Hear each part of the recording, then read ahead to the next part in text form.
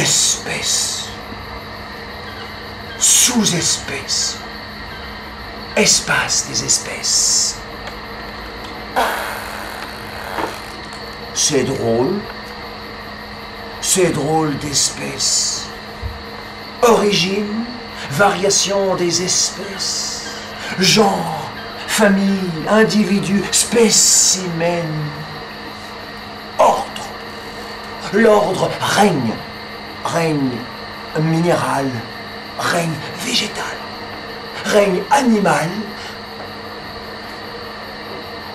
règne humain.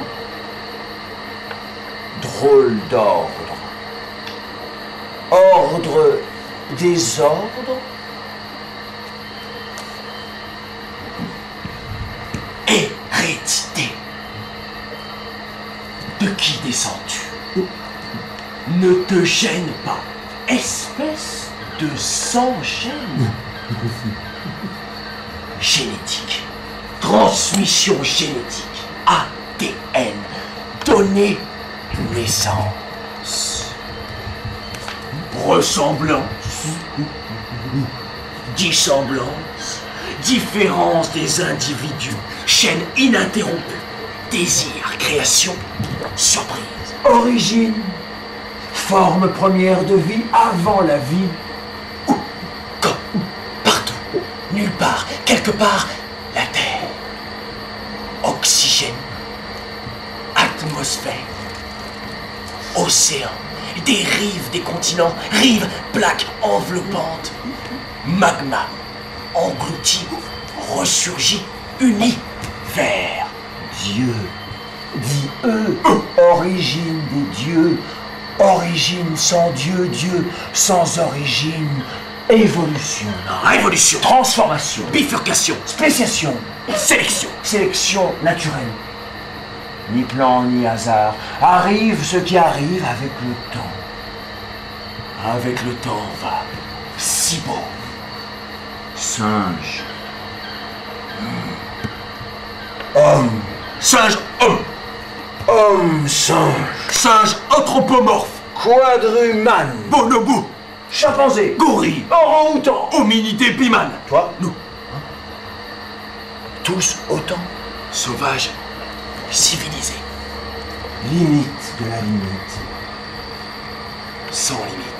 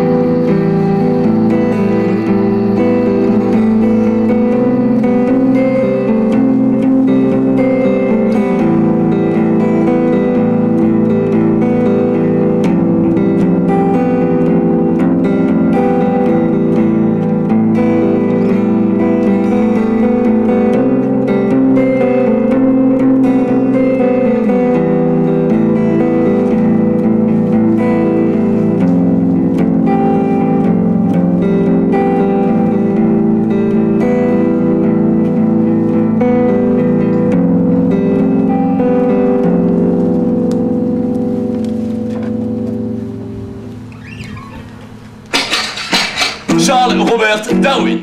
Je suis né à Shrewsbury, Angleterre, en 1809. Mon grand-père, Erasmus Darwin, médecin naturaliste, inventeur et poète, s'était déjà déclaré contre la fixité des espèces.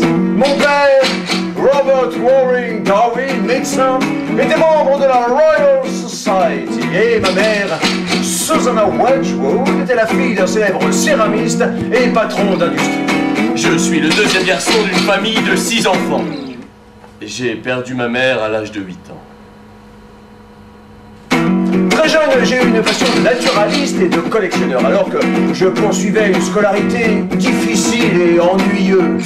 À 16 ans, j'ai commencé mes études de médecine. À Édimbourg. J'étais plus intéressé par la zoologie marine que par les cours de dissection. Aussi, au bout de 2 ans, j'ai changé de voie et je me suis inscrit à l'université de Cambridge pour devenir médecin de campagne. Pardon, pasteur de campagne. À cette époque, je me suis intéressé à la théologie naturelle de William Pauli, qui défendait l'idée que la perfection du monde résultait de l'intervention d'une providence divine. Une fois mon diplôme en poche, mes rencontres avec le zoologiste Henslow et le géologue Sedgwick m'ont encouragé à embarquer à titre de naturaliste et sans traitement sur le vaisseau de Sa Majesté le Beagle, brique de 10 canons qui partait pour un voyage autour du monde. La mission du Beagle, entre autres choses, était d'achever le relevé hydrographique de l'Amérique du Sud. Le voyage allait durer 5 ans. Ce fut pour moi une expérience unique. Ma véritable école.